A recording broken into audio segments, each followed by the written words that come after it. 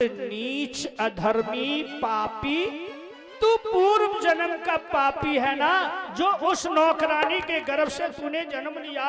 इस गोदी का तू यदि लालच करता है तो शरीर को त्याग, भगवान का भजन कर। मेरी कूख से तू पैदा होगा जब तू इस गोदी में बैठने का हकदार होगा। कितना बड़ा ध्रुव को मौसी ने लक्षण लगाया, कितना बड़ा दोषी ठहराया। ध्रुव की आंखों में आंसू हैं, कहता है मौसी इसमें मेरा दोष ही क्या है, आप भी तो मेरी माता हैं और वो भी मेरी माता है।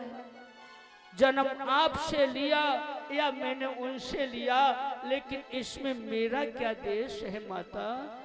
बोले खबरदार, मुझे माता कहा तो तेरी माता होगी वो, मैं नहीं हूं। राजा उठना चाहते हैं गद्दी से, धरती पे कुमर पड़ा है, रानी ने ढकेला मार दो ना, लेकिन नीचे बेटा लेटा है, अपने पिता को देख रहा है, फिर मौसी को देख रहा है। ऐसी कहावत कहते हैं परीक्षित महाराज, जब बाप अपने बेटा को फटकारता है तो नन्हा बच्चा मैया के आंचल में जाके छुप जाता है कि मुझे मेरी माता बचा लेगी। और जब मैया डांटती है, बालक भाज करके पिता की गोद में जाके बैठ जाता है कि मेरा पिता बचा लेगा। लेकिन यहाँ तो दोनों के दोनों ही, वह रानी का अंकुश बना हुआ है। राजा ने उठना चाहा, रानी बोली खबरदार वहीं बैठ जाओ। आज वो ध्रुव समझ गया, तब रोता हुआ अपनी माता के पास पहुंचा तो मैया ने बड़े हृदय से लगाया और पूछा बेटा तू क्यों रो रहा है। बोले माता आज मुझे हकीकत बताना, मैंने आज तक तुमसे नहीं पूछा। ध्रुव रो रहा है, मैया पूछ रही है बेटा बोल क्यों रो रहा है। तेरी मौसी ने कुछ कहा नहीं, तेरे भाई ने कुछ कहा नहीं, तो तुझे पिता ने फटकारा नहीं। ध्रुव किसी को दोष नहीं लगा रहा है। ध्रुव है ना, वो कहता है हे माँ तू मेरी जननी है, मैंने तुमसे जन्म पाया है, लेकिन पूछना ही चाहती हो तो मौसी के फटकारने का, ताहने का मुझे डर नहीं। लेकिन हे माँ तू तो जानती है ना कि रोबत ध्रुव मैया ढिंग आयो और नैनन से जन नीर बहायो, और ऐसे कही उचार रे मौसी जी ने धक्का मारो मुझे गाली दई हजार रे। ध्रुव मैया ढिंग आयो, नैनन से जन नीर बहायो, ऐसे कही उचार रे मौसी जी ने धक्का मारो गाली दई हजार रे। माँ भैया उत्तम मुझे आज कचहरी में ले गए। अच्छा फिर क्या हुआ बेटा। मैं दरबार में पहुंचा, पिताजी मुझे देख के प्रसन्न हो गए, सारा दरबार प्रसन्न हो गया। वाह बेटा वाह, तेरे पिताजी ने क्या किया। मैया मुझे गोद में उठा लिया। फिर क्या हुआ। ये मौसी से सहन नहीं हुआ माता। मौसी जी नीचे आई, उन्होंने आते ही पिताजी को भरे दरबार में डांटा और फटकारा और मुझे गोद से खींच के धरती पे पटक दिया और कहा तू पापी नीच अभागा है, जो उस काग बिड़ा नारी की उदर से जन्म लिया है। यदि तुझे इस गोदी का लालच है तो भगवान का भजन कर और शरीर को त्याग। जब तू मेरी कूख से जन्म लेगा तब इस गोदी में बैठने का हकदार होगा। ये मुझे मौसी ने कहा, इसलिए हे माँ मुझे बता दे, तेरे चरणों की सौगंध। अरे क्या मैया मेरे पिता नहीं है के वो अंत से ले आई? क्या मैया मेरे पिता नहीं है, क्या कोई अंत से ले आई? जननी, मेरी माँ, तू मुझे बाजार से खरीद के लाई थी या मैं तुझे मार्ग में मिल गया था? बोल मेरी माँ, बोल। बेटा ध्रुव, आगे मत बोल बेटा, मैं मर जाऊंगी। तू मेरे ही कूख से जाया है, तेरे पिता महाराज हैं, तू किसने बहका दिया?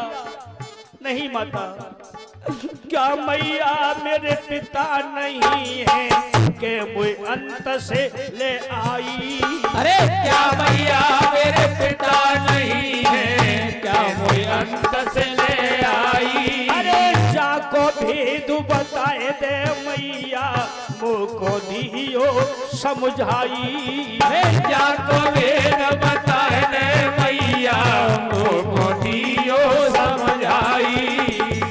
अरे मैं तो रहो बेचारे रे, मौसी जी ने धक्का मारो गाली नहीं हजार रे।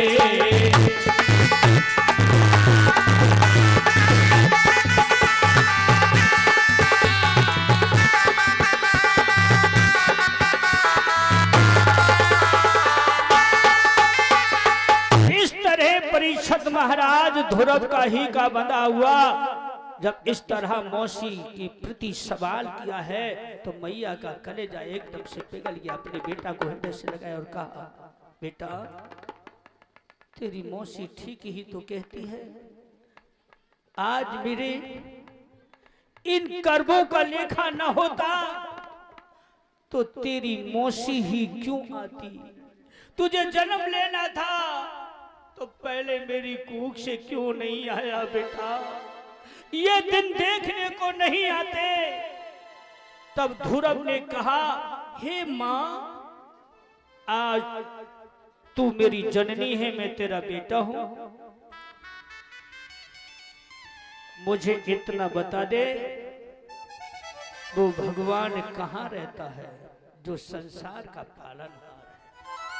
आज अपनी मैया से ध्रुव ने पूछा है तो अपने बेटा को बहलाने के लिए, खुश करने के लिए, और हाथ पकड़ के मैया अपने कमरा में ले गई। जब इतनी सी बड़ी मूर्ति पीतल की भगवान विष्णु की रखी, जाकि दोनों टाइम मैया पूजा करती, बोली बेटा ये है संसार के पालक भगवान विष्णु, इनको कहते बेटा तुम मुझे छोड़ के मत जाइयो मेरे लाल। तू किसने बहका दिया? आज मेरे दिन खो गए हैं, एक दिन वो है होगा जो यही मेरे खोए दिनों को वापस लाएंगे। बोले माता बस अब तू मुझे आज्ञा दे दे, मैं जंगल में जाऊंगा, उस परम पिता परमेश्वर से जाके पूछूंगा कि मैंने पिछले जन्म में कौन सा पाप किया है। आज ध्रुव ने अटल परीक्षित महाराज संकल्प भगवान को ढूंढने के लिए हृदय में कर लिया। इसको कहते हैं ध्रुव, जो सच्चा भक्त भगवान का बनता है उसको ही ध्रुव कहते हैं। इस सबसे पहला भक्त आज भगवान का इस धरती पे पैदा हुआ। इसी से इन बड़े बड़े ऋषियों ने ध्रुव से ही तप योग को सीखा। जो 6 महीना तप जंगल में करो, 5 वर्ष के ध्रुव ने। हे माताओं बहनों, कहने को बहुत कुछ है लेकिन समय थोड़ा है, घड़ी भजी जा रही है और कथा बहुत। 10 मिनट और कहूँ? कह दूं भैया? सही बता, कह दूं? 10 मिनट ही कहूँ, ज्यादा नहीं कहूँ, ठीक है? तो आज परीक्षित महाराज श्री सुखदेव जी को समझाते और कहते हैं, हे परीक्षित महाराज, अपनी माता से क्षमा याचना लेकर के ध्रुव और कहता है, मां मुझे भूख लगी है, मुझे भोजन दे दे। ध्रुव अपनी मैया को ऐसे पुचकार के समझा रहा था मानो सबरी बातन ने भूल गो हो जो बातें कही मोसी ने। मैया बोली मेरा बेटा बड़ा भोलो है। हाँ बेटा देख जा चक्कर में झगड़े में सवेरे से भोजन धरे हुए काऊ ने ना खाए, चल तुमको खवाऊं। लेकिन आज ध्रुव समझ गया है कि मैं माता को छोड़ के जा रहा हूँ, और जब माता मुझे न देखेगी तो शायद भोजन करेगी या अपने प्राणों का त्यागन करेगी। लेकिन अपने हाथों से मैं अपनी माता को भोजन करा के जाऊंगा। खुद भोजन नहीं किया, एक निवाला माता के हाथ से मोहरे में डाला और भगवान का नाम लेके त्रिबद्ध हो गया। सारा का सारा भोजन अपनी माता को खिला दिया और आंगन में मैया सो गई। ध्रुव को लेकर के जब आधी सी रात हुई तो ध्रुव कहता है माँ ए मैया तू सो गई है। मैया सो रही गहरी नींद में, भगवान की लीला।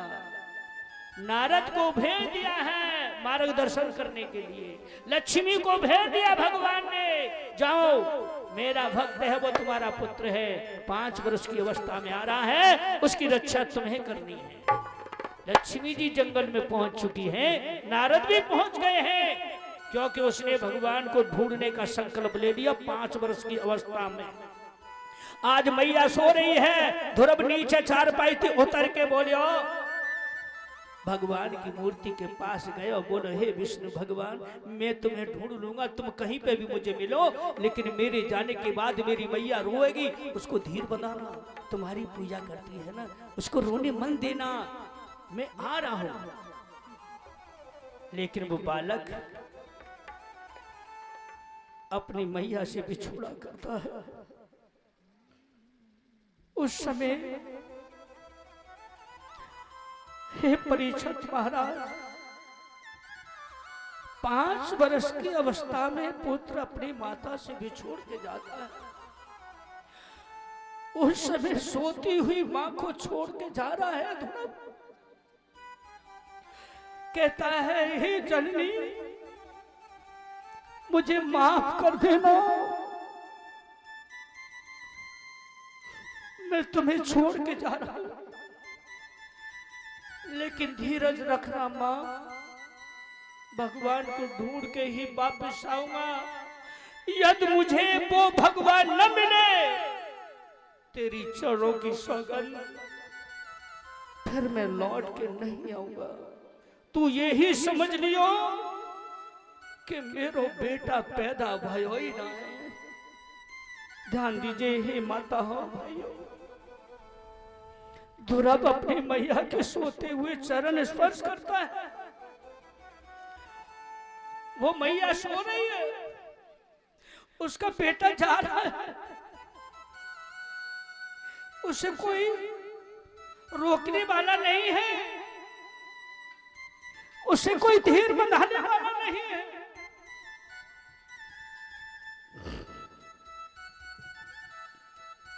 ध्यान दीजिए, आज ध्रुव ने 5 परिक्रमा अपनी मां की चारपाई की दिया और पाहित बैठ गया। आंसुओं की धार से अपने माता के चरण पखारे और चरणामृत लेकर के कहा माता मुझे क्षमा कर देना, मैं जा रहा हूं। ध्यान दीजिए, सोचे ध्रुव तब भयो अंधियारो, नभ में चमकत तारे।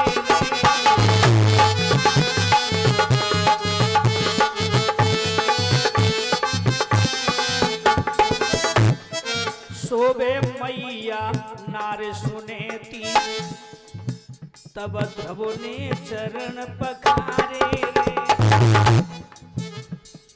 पाए पखारे चरणामृत लियो, जब चले दीनो हरसाई रे। ध्यान दीजिए, छोड़ के मैया द्वारे आयो, मौसी के फाटक पे आयो रे।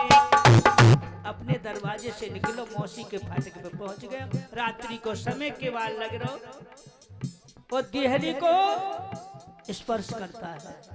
मौसी मैं जा रहा हूं, तू मेरी गुरु बन चुकी है और अब मैं भगवान को ढूंढने जा रहा हूं और ढूंढ के वापस लौटूंगा। यदि मैं ना आया, मुझे भगवान न मिले, मौसी मैं आऊंगा नहीं, अपने प्राणों का त्यागन कर दूंगा। ध्यान दीजिए, आज अपनी मौसी से वह फाटक पे जाके केवल मन में ही बतराया, अब दे परिक्रमा पूरे नगर की, बनखड़ में जब आयो रे। ध्यान दीजिए, नगर में पहुंच गए, छोड़ के कहा, जंगल में। नारद मुनि बजावत बीणा, बाय बनखड़ में जब पाए।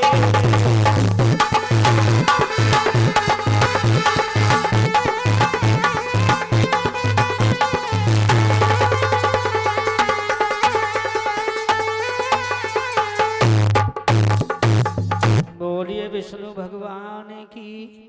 नारद जी ने बीणा बजायो और देवर्षि नारद को देख करके लाला को मन हर्षायो। बोले बाबा तुम कौन हो? बोले मैं विष्णु का भक्त नारद हूँ। लेकिन हे बेटा, तू राजाओं का राजकुमार जैसा लग रहा है, तेरी माता कौन है, तेरे पिता कौन है, और इस जंगल में तेरा आने का क्या काम है? बाबा मेरी अवध नगरी है, मेरे पाद है, मेरी माता सुनेती है। अरे राजकुमार, भला तू क्यों आया? क्या मार्ग भटक गया? नहीं नहीं बाबा, मेरी मौसी ने मुझे ताहना मारा। पिता की गोद में बैठने से मेरी मौसी को अच्छा नहीं लगा और मुझे पटक दिया नीचे। कहा तू अभागा है, नीच है, पापी है, इस गोद में बैठना चाहता है तो भगवान का भजन कर, शरीर को त्याग। जब तू मेरी गोद से जन्म लेगा तब इस गोदी में बैठने का हकदार होगा। इसलिए बाबा मैं भगवान को ढूंढने जा रहा हूँ। नारद जी बोले नारायण नारायण, हजारों वर्ष ऋषि तप करते हैं फिर भी भगवान नहीं मिलते। तू नन्ही सी उम्र में कहाँ ढूंढेगो? जीव जंतु खा जाएंगे, बेटा मर जाएगा। तू चल, तेरी माता को समझाऊंगा, तेरे पिता को, तेरी मौसी को समझाऊंगा, तेरा हक तुझे दिलाऊंगा। नारद की बात सुन करके हाथ जोड़ के बोला बाबा अब मैं वापस नहीं जाऊंगा जब तक मुझे भगवान नहीं मिल जाएंगे। आपने मेरा परिचय पूछ लिया, आप बताइए आप कौन है? बोले मैं भगवान विष्णु का भक्त नारद हूँ। ओहो, इतना सुनते ही खुशी से फूलों नाय समायो। बोले जब विष्णु के भक्त हैं अब तो मुझे मार्ग मिल जाएगा। तब चरण पकड़ के बोलो बाबा अब तुम मेरे गुरु बन जाओ और मुझे दीक्षा दीजिए जिससे भगवान से मेरी मुलाकात हो जाए। नारद जी ने पक्का अपना शिष्य से बनाया, कान में मंत्र दिया और कहा ओम नमो भगवते वासुदेवाय। इस मंत्र का जाप करना, फल फूलों का आहार करना, समुद्र यानी यमुना किनारे मधुवन में जाकर के इस मंत्र का जाप करना, तुझे भगवान शीघ्र पैदा और तुझे प्रकट हो जाएंगे और तुझे प्रसन्न। नारद के बताए उस मार्ग पे चल करके माता लक्ष्मी ने उसकी रक्षा की, जोगिन बन करके। ध्यान दीजिए, फल फूलों का आहार कराती है, लेकिन पहले तो अन्न को भोजन लेके पहुंची। पर ध्रुव ने मने का दे के हे माँ, जब मेरी माता मेरे बिगर भोजन नहीं कर सकती तो इस अन्न को मैं त्याग करता हूँ कि मैं भी जब तक भोजन नहीं करूँगा तब तक मैं दर्शन भगवान के पाकर के अपनी माता से नहीं मिल लूंगा। लक्ष्मी जी बोली बेटा अन्न का त्याग कर दिया लेकिन फलों का त्याग मत करना, क्योंकि तुझे भगवान को ढूंढना है ना। तो जब ये शरीर न रहेगा तो फिर कैसे मिलेंगे? मधुबन में ओम नमो भगवते वासुदेवाह यमुना के किनारे एक पांव से खड़े हो करके ध्रुव ने तप किया था परीक्षित महाराज। 3 महीना तप किया। 3 महीने में हृदय में उजाला हो गया। लेकिन सच्चे गुरु है ना कौन, नारद। उजाला हो गया। उसने फल फूल का आहार करता था, फल खाना छोड़ दिया, केवल जल पीता है, उस मंत्र का जाप करता है। 5 महीने हो गए। 5वें महीने पे जल का भी त्याग कर दिया, केवल हवा का आहार करता है और उस मंत्र का जाप करता है। ब्रह्मांड में उजाला हो गया। भक्त वत्सल हाँ देख रहे हैं। जब नारद जी पहुंचे हैं, बेटा अब तो तुझे भगवान मिल गए ना। हाँ गुरुदेव मेरे हृदय में आ गए हैं, मैंने उन्हें देखा है लेकिन सामने नहीं आए। नारद बोले बेटा तो दर्शन है, जाइए बहुत समझ ले, मेरा भाग्य बड़ा उदय है जो तेरे जैसा मेरा शिष्य भाई है। चल अब तुझे तेरी मौसी से मिलाऊंगा। नहीं नहीं बाबा गुरुदेव, जब तक मुझे भगवान न मिल जाएंगे तब तक मैं नहीं जाऊंगा, उनसे मुझे सवाल करने हैं बहुत से। अच्छा कितना जिद्दी पाले पड़ गया है मेरे, नन्ही सी उम्र है, अब यहाँ से आगे बड़ा खतरा है। बोले कैसा भी हो तेरी जान चली जाएगी, जाने दो, मुझे बताओ आप गुरु हैं। ये शिष्य का कर्तव्य बनता है अपने गुरु से जिद करना, जैसे अपने माता पिता से जिद करते हैं औलाद, जैसे ही गुरु से पूछना। और उसे सच्चा गुरु वही होता है जो भगवान से मिलाने का मार्ग दिखाता है। आजकल नकली गुरु बहुत घूम रहे हैं देश को बर्बाद कर दिया नकली गुरु ने। और आज का वो समय रह गया है मेरी माता बहनों, किसी के बहकाने में मत आओ, कोई सत्संग न मत करो। गुरु बनाओ, अवश्य बनाओ। गुरु के कोई कल्याण नहीं होता है, लेकिन ऐसा गुरु बना तो 6 महीना को रहेगा। बोलिए वृंदावन बिहारी लाल की। वृद्ध अवस्था हो, पपील हो, ऐसा कुल का गुरु बनाइए।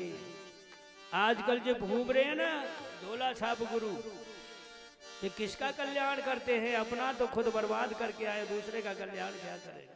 खुद भगवान बन जाते हैं, अपनी छवि मूर्ति बना करके ताबीजन में बांध के दे देते, जाओ जाकर भजन करो, और मां कन्हैया की मूर्ति हटा दी मंत्री। तो ये बताइए कि भगवान कैसे जा सकते हैं? आप ही सोचिए। जिसका सच्चा गुरु होता है ना, भगवान से मिलने का रास्ता बतलाता है, अपने शिष्य को गड्ढे में नहीं डालता। जैसे नारद मुनि आज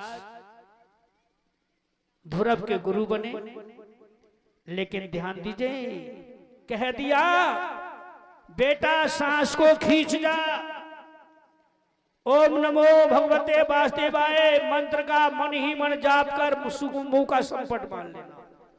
ध्रुव ने सांस खींच ली लंबी, ओम कह करके संपट मार लिया, पवन को अंदर कैद कर लिया। बोलो विष्णु भगवान की। पवन देव को कैद कर लिया नन्हे से बालक ने ब्रह्मांड में। अब हवा न रहेगी तो लोग जीव जंतु कैसे जिएंगे? धरती उथल पुथल हो गई, आकाश में तहलका मच गया। सभी देवता ऋषि मुनि सब पहुंचे भाग करके क्षीर सागर में, प्रभु बचाओ, पवन देव को छुड़ाओ। कहाँ है? गायब हो गए। भगवान बोले मेरे भक्त का इस समय प्रकोप है, अपने ब्रह्मांड में पवन देव को कैद किए हैं। सभी बोले हैं जल्दी शीघ्र कीजिए प्रभु, नहीं तो कोई नहीं बचेगा, प्रलय हो जाएगी। भगवान अपने भक्त के लिए नंगे पांव गरुड़ पर चढ़ के चक्र सुदर्शन धारण करके 4 भुजाधारी प्रभु मधुबन यमुना के किनारे पहुंचे। परीक्षित महाराज गौर कीजिए और ध्यान दीजिएगा, ऐसा नन्हा बालक जिसने 6 महीना भी पूरे नहीं हुए, 5 महीना यानी 5 ध्यान दीजिए, 5 महीना और केवल 21 दिन हुए थे, तब तक तो भगवान पहुंच गए। देवता भी भक्त भगवान की लीला देखने के लिए पहुंच गए। आकाश मार्ग से विमानों में बैठ करके, पुष्प हाथ में ले लेकर के, और कहा बेटा आंखें खोल, मैं आ गया, सांस लेना शुरू कर दे। उजाला हो गया भगवान के आने से। नेत्र खोल के देखा, लेकिन सूरज जैसा प्रकाश, आंखें चकाचौंध गई, पलक नहीं खुलते हैं। बोले अपने तेज को कम करो। ध्रुव ने लंबी सांस लेकर के हवा को बाहर किया। एकदम से खुशहाली खुशहाली चारों तरफ हो गई, क्योंकि पवन आजाद हो। नदियां बहने लगी, पशु पक्षी इधर उधर घूमने लगे हैं। अब देखा है आगे तो तेज से वो मूर्ति नजर नहीं आ रही है। जब उन्होंने कहा कि अपनी छवि को कम करो, इस तेज को कम करो, तुम कौन हो? भगवान विष्णु ने तेज को कम किया, अपनी सूरत को अपने नन्हे से भक्त ध्रुव को दिखाया। मैं विष्णु हूं, विष्णु। बेटा आज तूने मुझे तपस्या के बल से धरती पर आने के लिए मजबूर कर दिया। वाह बेटा वाह। आज ध्रुव खड़ा हो गया। भगवान बोले मांग ले जो तेरी इच्छा हुई तो। आज मैं तुझसे बहुत प्रसन्न। बिटिया हो, बिटिया हो, नेक बैठ जाओ। बिटिया ए बेटी लाली, नेक बैठ जाओ। मैया हो जा रही है पूरी बनाने, जाओ जाओ, हम बनाएंगे। कि गोदी लयो उठाई ध्रुव को कंठ लगा पुचकारो, है कर प्यार गोद बैठारो। अरे गोदी लयो उठाई ध्रुव को कंठ लगा पुचकारो, है कर प्यार गोद बैठारो। बोलिए भक्त और भगवान की। आज पुष्पों की वर्षा होने लगी आकाश मार्ग से। भगवान ने अपने भक्त को गोद में उठा लिया और कहा वरदान अमर फल पाओगे, वरदान अमर फल पाओगे। बेटा मैं तुझे खुश होकर के 36,000 वर्ष राज सुख भोगने के लिए वरदान देता हूं। बोलो विष्णु भगवान की जय हो। कितना बड़ा वरदान दे दिया, 36,000 वर्ष राज सुख भोगने के लिए। और उसके बाद 36,000 वर्ष राज सुख भोगने के बाद और अंत समय मेरे धाम ध्रुव तुम आओगे, मेरे धाम ध्रुव तुम आओगे। और हे बेटा, और अंत समय के बाद अरे अंत समय के बाद कुंवर जी तुम्हें बनाए न उतारो, है तक हो जगत उजियारो। गोदी लयो उठाई ध्रुव को कंठ लगा पुचकारो, है कर प्यार गोद बैठारो।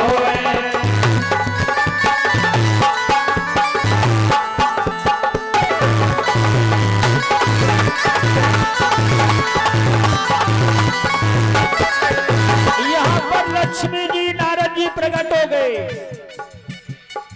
वो गरुड़ भगवान अपने गरुड़ पर बिठाला ध्रुव को, उसके धाम पहुंचाया। भगवान हरि ने, देवता सब देख रहे हैं, पुष्पों की वर्षा कर रहे हैं। ध्यान दीजिए,